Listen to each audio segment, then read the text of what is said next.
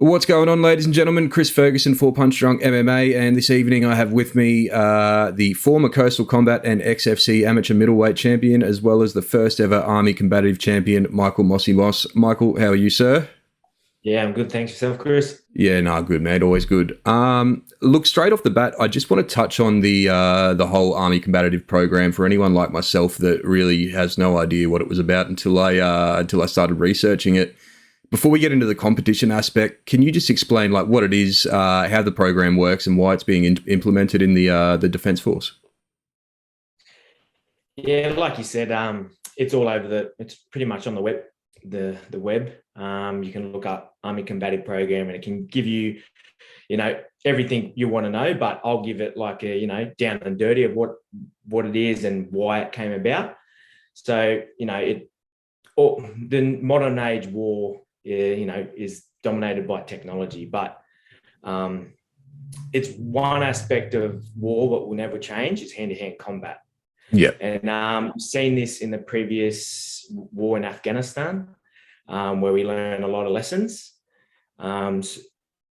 especially special forces engage hand-to-hand combat on occasions.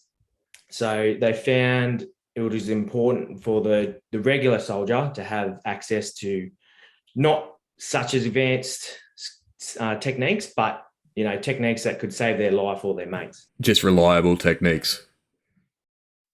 Yeah, pretty much. So Yeah. we had an old like military self-defense course. That's what it is. Yeah. But not many people did it. It was very like niche thing. You might have one dude in one or two dudes in your unit that actually qualified in it. But the idea of the ACP was taking parts out of the Special Forces or the CQF, Close Quarter Fighting program. So, you got level 1, level 2, level 3 for regular Army, and then you have level 4, which is SF Pacific. So pretty much it's pretty much a modern day warfighter martial art that is for armed and unarmed combat to neutralize or disarm a threat that you may come up against. What when you're talking about the training of it all, what martial arts styles are incorporated into it? Is there? I'm assuming there's like aspects of sambo and wrestling and all styles like that come into it. Yeah, so you got single man ACP, and then you have like team ACP where you work together as a team to disarm or neutralize a threat. Right. So, so with that, you have you got everything pretty much. It's a bit of mix of everything. You got knife fighting skills, you got marksmanship skills. You got Muay Thai, so you got your knees, you got your elbows. You got your throws, your judo. Right. Your Okay. BJJ, your lock. So pretty much, it touches on every martial art, but in the very basic way. So the techniques are all high percentage techniques. So when you're in a high stress environment like war, something like that, you instinctively just do the drill. Yeah. So it becomes muscle memory essentially. Yeah, pretty much. Yeah. So we don't get. You're not doing barra bowlers and all that crazy stuff. Yeah. High where you're gonna stop that threat. Right. Okay. Yeah. And see, I didn't realize there was so there's striking incorporated as well. Is in terms of the competition aspect of it, is there striking involved in that? Well, no, the striking's more. The competitions are more for, I guess, continuation training of ACP. Right. Yeah. And to how do I put it? It's not exactly what ACP is. ACP is, you got all your full kit. You have weapons. You have your primary, your secondary, and your tertiary. So your knife. Yes. So that's the ACP, and you'll use your weapon as a your weapon as a weapon. Pretty much as a weapon. You have a malfunction or whatever. Yeah. The combative sports let's us put it in a as real situation as you can. So like the matches we have in the cage and stuff. Yeah, yeah. So they're sort of completely different things, but it does evolve around ACP. So, you know, the continuation training with the competitions and stuff like that will enhance your skills at ACP in general. Right, I see. So it's essentially just another outlet for you to continue your training in it and stuff like that. The competition aspect of it. Where's the competition actually held, and how is it run? Is it a tournament style thing? Does it take place over a couple of days, or single day, or is something entirely different? Well, the first two I was involved in, the Army Combative tournaments, they were both held in Brisbane, where we had the biggest centre, I guess, the Army 7 Brigade Army Combative Centre we had. At Nogra there, is that right? Sorry? At Nogra there, is that right? Yeah. Yep. Yeah. So, you know, all the other brigades and anyone who are reservists can come get involved in this. You know, it's obviously on the program for the ADF. Yeah. How many people enter generally in a year, and what weight classes are there? How does the weight class system work? So we'll start with, like, normally you have like inter-unit combative competitions, and you'll probably have up to 10 in each weight class, which the weight classes are for men like 70 to 80, or 60 to 70, 70 to 80, 80 to 90, 90 to 100, 100 plus. Right, okay, roughly like, I guess, like weight classes in a way. And then you'll go to your inter-brigade, so that's just your brigade. And there'll be 20 plus dudes in your weight division. And then we'll move on to the biggest scale.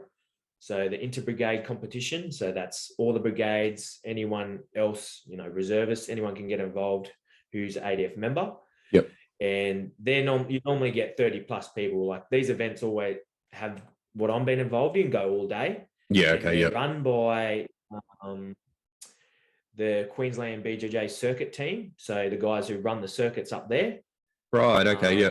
They come in and support the reffing and all that sort of thing. Yeah, cool.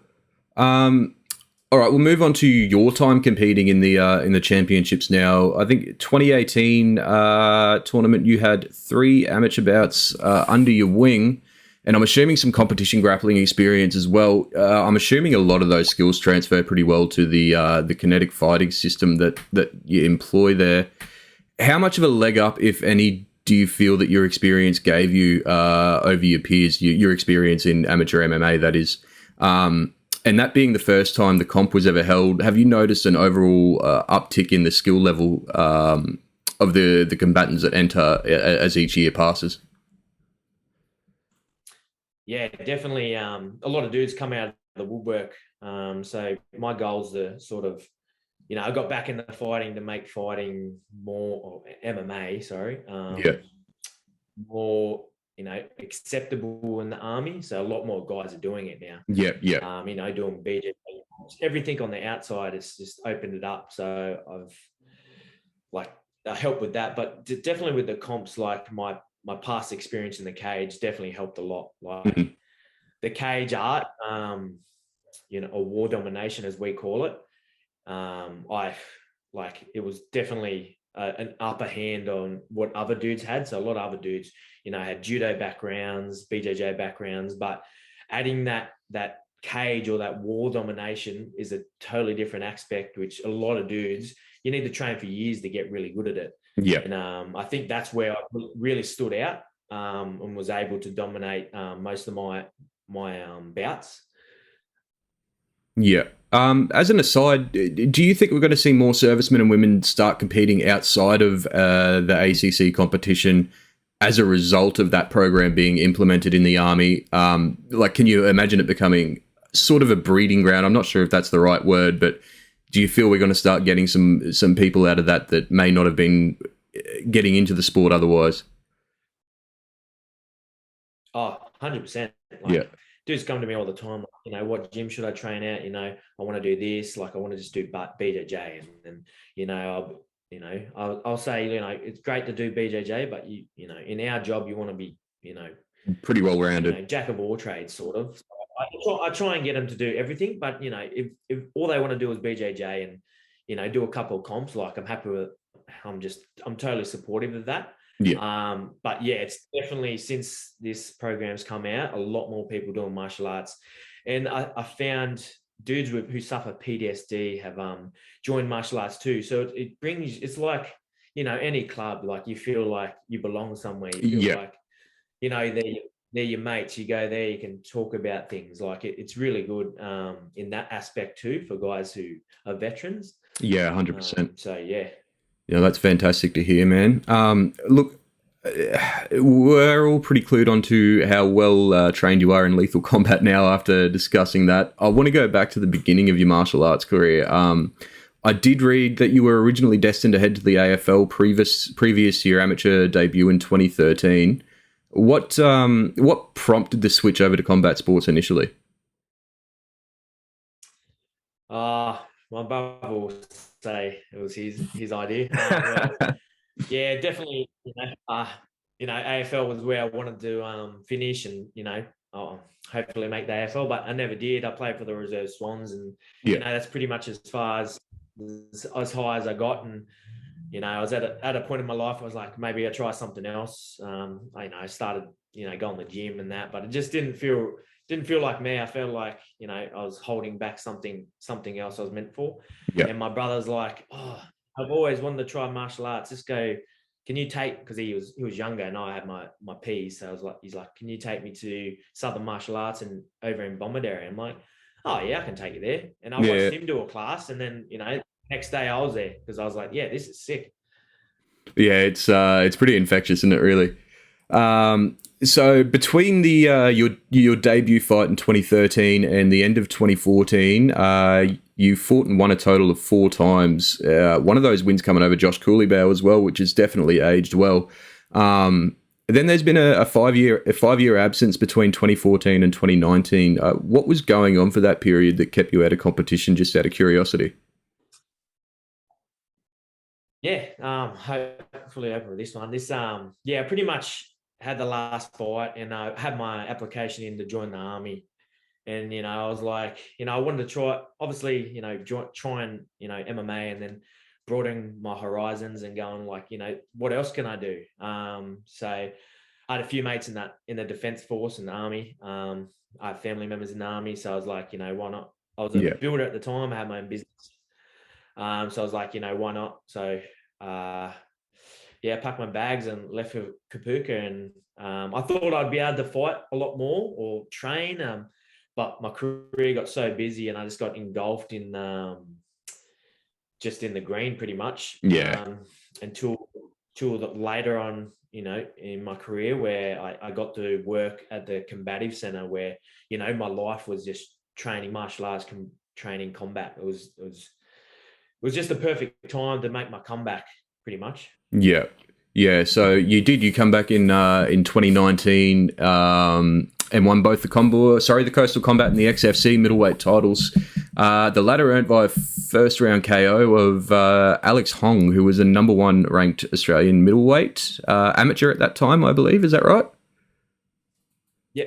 Can you talk about what the feeling was like heading into that fight? I'm assuming that was the biggest fight of your career at that point, and after a pretty lengthy layoff between 2014 and 2019. How did that go for you? How did you feel getting back in there? I think the one before that, the Coastal Combat one, was Jack. That was like That's that. yeah. I think that one was like the Alex one wasn't. You know, I wasn't as worried about it. I was more worried about, you know, have I still got it? You know, Yeah. I'm going straight into a 5-round fight, which I haven't done before. Jack, Yeah, very true. Yep. experienced all-round fighter, a young bull, you know, wanted to make his way to the top. So yeah, it was but I pretty much when I went into Damo's at base, you know, he was just a new gym growing up, just starting, and I was like, you know, my goal is to go for 2 titles this year, and he's like, well, we'll make it happen. Easy. And he did. But yeah, he prepared me well. Yeah. For the first fight back. He changed my training, from just running myself into the ground. Like, my first 4 fights, we just trained our ass off, like every day, just literally running each other into the ground. But we changed it up, I'm getting older. I can't be just like, Burn yourself every day. Exactly. In order, my job doesn't help that at all either. No.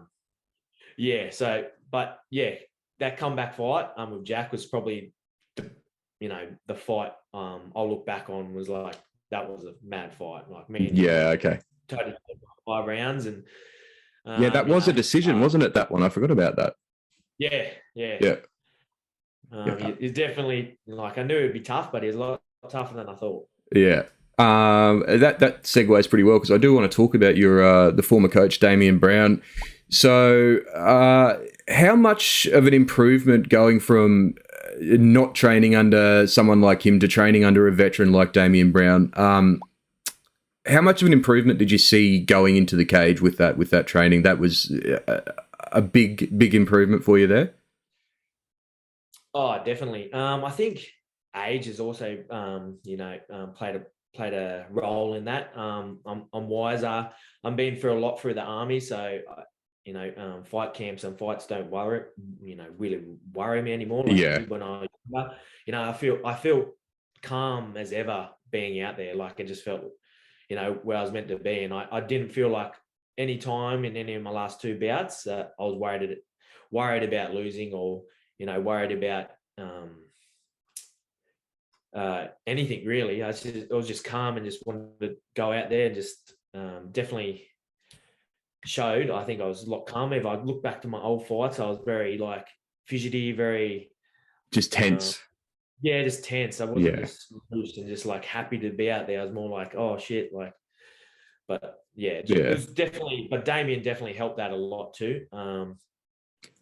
Coming from with his experience, he was in the army previously too, being a veteran. Yeah. So we got along like a house on fire, pretty much.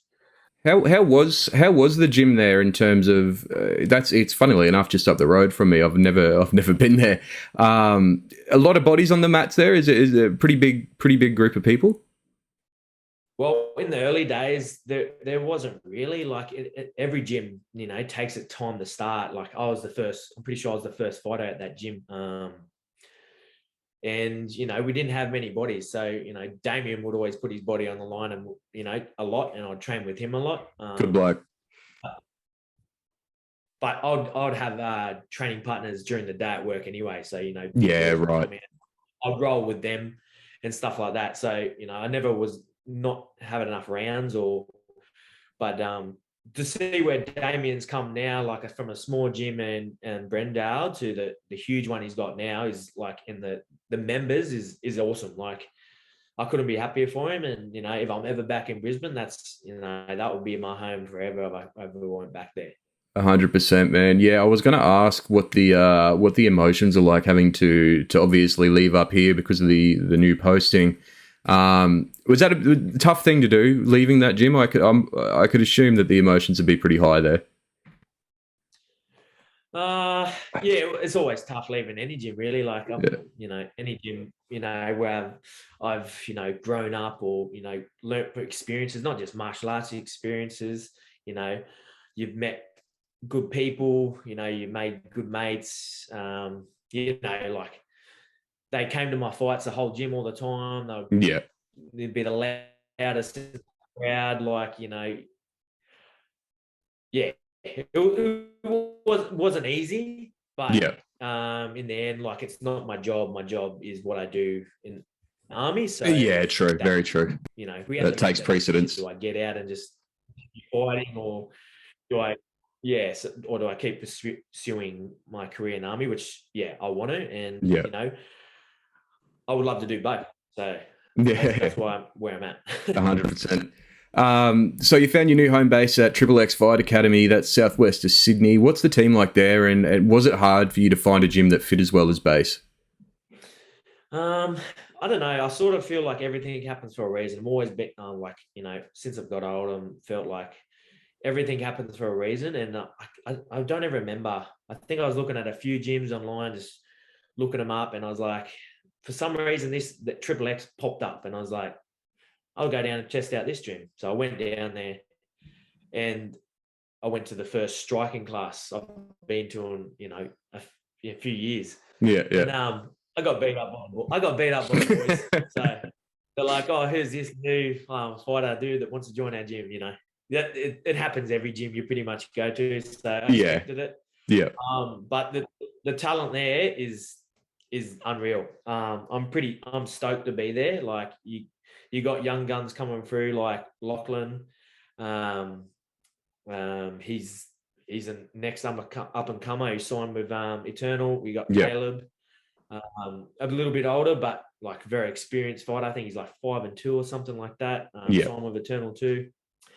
But there's like you got Aiden, another great striker. So this gym is like full of like phenomenal strikers, and I'm just like, what's their secret? And I'm pretty much I know the secret now. So You got it switched on. Their striking coach Moe, he's next level. It's the secret, and he's definitely gonna evolve my striking to another level. Yeah, no, fantastic. So I think we're just about up to the present day now. We've gone over all the old stuff. You've recently announced that you signed a contract under Australia's premier promotion, Eternal, obviously. I know you're talking about going pro after your last fight. Am I right in imagining you're signing as professional? You're not fighting amateur anymore? Yeah, professional. Yeah. It's time. I'm at a good age where I don't need to waste any more time as amateurs. Jack James, he's gone pro. He's 1-1. He's storming ahead, so it's my turn to come out too and go pro. And hopefully, me and him have talked about it. We're going to bang again eventually. Yeah, so I'm sure we'll probably happen Eternal. Yeah, wonderful. Have you got a name and date locked in for the pro debut?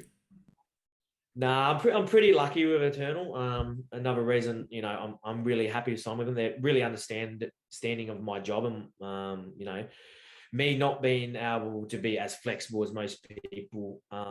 With fighting. So I've had to line it up with like the calendar. I think I'm looking about. I think May. Okay. Yep. Yep. I will confirm that with my my manager. Yeah. Very nice. The May card, do you know whereabouts that is? Will that be up in Brisbane or in I'm hoping I get on a Gold Coast. Yeah, sorry, Gold Coast, not Brisbane. Yeah. Yeah, that's all right. Yeah, I know. I'm hoping Gold Coast because I know the crowd will be stacked full of people from base, people from my old work. Yeah. Mates who have got out. Like it'll be a good comeback fight for sure. Yeah, man, I was really surprised. I went to Eternal 63 and I was surprised at how packed that arena was. It was insane. I honestly wasn't expecting it. They can fill out the stadium there, eh? Yeah, well, like when you got the caliber of fighters on that show, like you're gonna draw crowds. Yeah, 100%. All right, where are we? So the plan as it stands right now, still trying to make a run at the UFC after a couple fights. That's the ambition at the moment. Oh, we all have dreams of making the UFC. That only came to light when I was younger. Yeah. Okay. Yeah. It's all it will always be there in the headlock. In the distance. If I make it there, I make it there. I'd love to, but doing martial arts and doing these competitions allows me to keep upskilling myself. Yeah. Not just for fighting, but for my career as well. Yeah. So yeah, UFC if we can, but I set one goal at a time, and that's one fight at a time. Yeah, no, just take it as it comes. So with Eternal being broadcast on Fight Pass now, do you think Australian fighters are going to have a better chance of being recognised on a world stage and scouted by UFC brass more so than previously? And if so, do you think that, speaking for yourself, does that add any pressure to you on the night? I think it elevates our chances heaps more. All the, for not just UFC, like people, other competitions, but like some people might be looking for, one championship, say, like, so Yeah. not everyone's aiming for UFC, like we No, all have no. our goal. But it definitely heightens the chance for any fighter on Eternal to get to another level, Yeah. offshore from Australia, pretty much. Um, for myself, like definitely, it builds your profile, and this your background story. People seeing that. Like, I've Sorry, worked mate. with, Hang on. no, you're right. I've There we worked go. with militaries overseas, like Marines and all that sort of thing. So, Yeah, like, yeah, yeah. um, and I keep in touch with them. So, you know, got relationships all around pretty much. So, you just got to keep building that profile and hope you're the fighter people want to watch, or Yeah, that's it. people want to pretty much. Yeah. All right. I think last thing from me, and I'll let you go. You're probably keen for a bit of dinner. It's near on that time. How do you think the the work fight balance is going to work going forward? As you said, you're still planning on being in the military. Is that something you're worried about, or is that something you feel you can work around nowadays? No, I feel like I can work around it. Like fighters in the past have done it.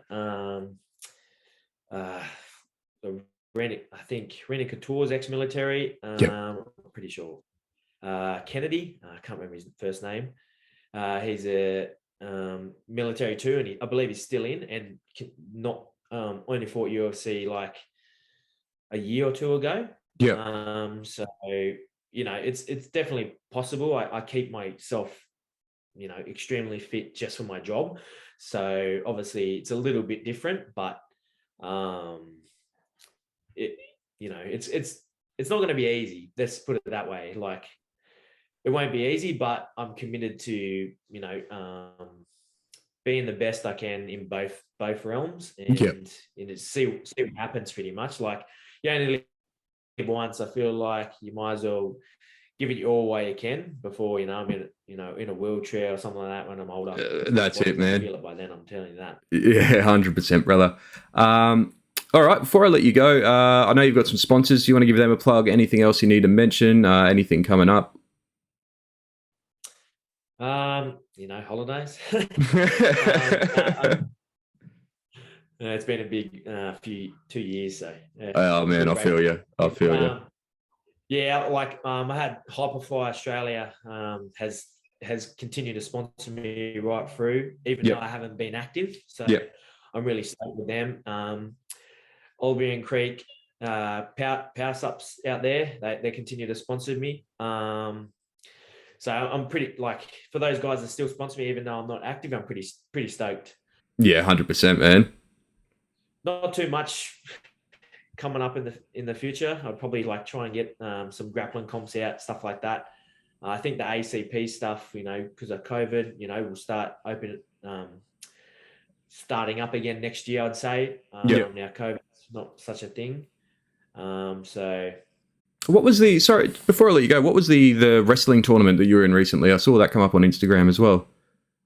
I did a ADCC comp like a Yes, couple that was it. of Yeah. weeks ago. And you But the placed. wrestling comp, oh You, yeah, I got a silver, but yeah. you know, it is what it is. It's not the gold. Oh, mate. Nah, It's better than nothing, brother. It's better than nothing. my job, in my job, if you don't win, you You lose. lose. There's losing. Easy as, man. All right. Massive thank you for your time today, dude. I really appreciate it. I'm sure we'll catch you in the ring in 2022, hopefully May. Yeah, definitely will. Easy as, brother. Thank you very much. I hope all the listeners have a great Christmas and a happy New Year. And you Easy. too, Chris, in the family. Cheers, man. Thank you very much, dude. Appreciate that. Ta.